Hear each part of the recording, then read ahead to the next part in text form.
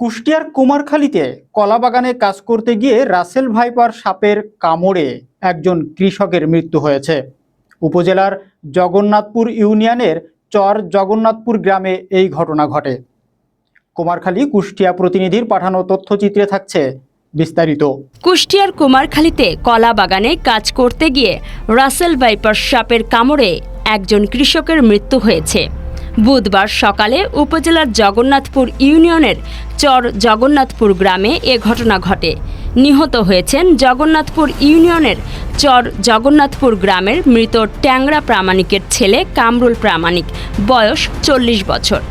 জানা যায়, বুধবার সকালে কামরুল প্রামাণিক পদ্মার চরে তার নিজের কলা বাগানে কাজ করার সময় পেছন থেকে রাসেল ভাইপার সাপ তার বাম পায়ে ছোবল দেয়। এ সময় তার হাতে থাকা শাবল দিয়ে সাপটিকে মেরে বস্তায় ভরে বাড়ি ফিরে পরিবারকে জানায়। পরবর্তীতে পরিবারের লোকজন তাকে দ্রুত কুষ্টিয়া সদর হাসপাতালে নিয়ে যান এবং চিকিৎসাধীন অবস্থায় তার মৃত্যু হয়। কুমারখালী থানার ভারপ্রাপ্ত কর্মকর্তা মোহাম্মদ সোলাইমান শেখ জানান, জগন্নাথপুর এলাকার একজন কৃষককে রাসেল ভাইপার সাপ ছোবল দেয় এবং পরিবারের লোকজন তাকে কুষ্টিয়া সদর হাসপাতালে নিয়ে যান এবং চিকিৎসাধীন অবস্থায় তার মৃত্যু হয়।